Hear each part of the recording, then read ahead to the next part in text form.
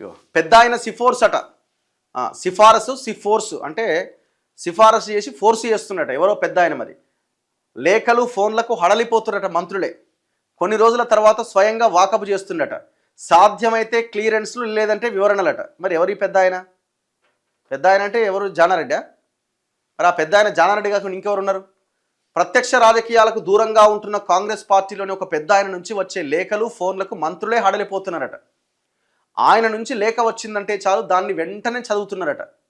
ఇక ఫోన్ వస్తే మాత్రం మీటింగ్లో ఉన్న రెస్పాండ్ అవుతున్నారట. ఆయన చెప్పిందంతా విని సాధ్యమైన పనులైతే వెంటనే ఆ పని చేయాలని తమ శాఖ అధికారులకు చెప్తున్నారట. లేదంటే మాత్రం నేరుగా ఆయనకే ఫోన్ చేసి సార్ ఆ పని కష్టం సార్ అని వివరిస్తున్నారట.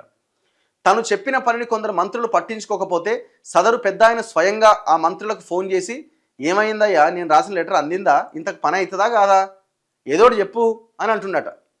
ఎవరు? మన పరిశీలించే మంత్రి పెద్ద ఆయన జానారెడ్డి. రాజకీయంగా పాలనా పరంగా సుదీర్ఘ అనుభవం ఉన్న దక్షిణ తెలంగాణకు చెందిన ఒక పెద్ద ఆయన. ఇక దక్షిణ తెలంగాణ అంటే నల్గొండ దేంట్లోకి వస్తుంది? సౌత్ తెలంగాణకే వస్తుంది. 2023 నుంచి ప్రత్యక్ష రాజకీయాలకు దూరంగా ఉంటున్నాడు ఆయనే కదా. కానీ ఆయన ఇంటికి ఇప్పటికీ చాలామంది ప్రజలు నాయకులు వెళ్ళి తమ సాధక బాధకాలు చెప్తుంటారు. ఆయన మాట చెప్తే ప్రభుత్వంలో పక్కాగా పని అవుతుందని ధీమాతో తమ సమస్యలు ఆయనకు వివరిస్తుంటారు. సదరు పెద్ద ఆయన తన ఇంటికి వచ్చిన వ్యక్తులు నాయకుల సమస్యలను ఓపికగా వింటారట. అంటే ఈయన కొంత ఇన్ఫ్లుయెన్స్ చేస్తాడు అనేది ఒక భయం అయితే అందరికి ఉన్నది. అందుకే రేవంత్ రెడ్డి కూడా ఇంకో పెద్ద కొడుకుని ఎంపీ చేసిండు, చిన్న కొడుకుని ఎమ్మెల్యే చేసిండు. ఇప్పుడు ఈయన కూడా సలహాదారు పదవి కావాలని చూస్తున్నాడు. కానీ అది మళ్ళీ ముగ్గురు అయితే ఇజ్జత పోద్దని ఆపుతున్నారు. లెటర్లే కాదు ఫోన్లు కూడా చేస్తున్నట. అన్ని పనుల కోసం ఆయన లేఖలు రాయరు. రూల్స్కు లోబడి చేయాల్సిన పనులు ఉన్న వాటికి మాత్రమే లేఖలు రాసి రూల్స్ దాటి చేయాల్సిన పనులకు మాత్రం ఫోన్ చేస్తున్నట. మీ దగ్గరికి మాకు తెలిసిన వ్యక్తి వస్తాడు, కాస్త పని చేసి పెట్టు, మనకు బాగా కావాల్సినోడు అంటూ ఆ పెద్ద ఆయన మంత్రులకు ఫోన్లు చేస్తుంటున్నాడట. మనకు బాగా దగ్గరివాడు పోస్టింగ్ కోసం వచ్చాడు, మీ దగ్గరికి పంపుతున్నా కాస్త చేసి పెట్టు అని మంత్రులకు సూచిస్తున్నాడట.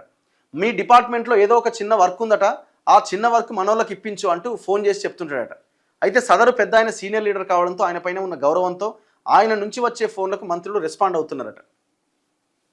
ఇంకా పెత్తనం చేస్తున్నాడా ఏందా అయిన పెత్తనం అని కొంతమంది మంత్రులు అనుకుంటున్నారట. మనం రమ్మను కదా. సో ఇట్లా జానారెడ్డి ఇంకా నడిపిస్తున్నాడు హవా.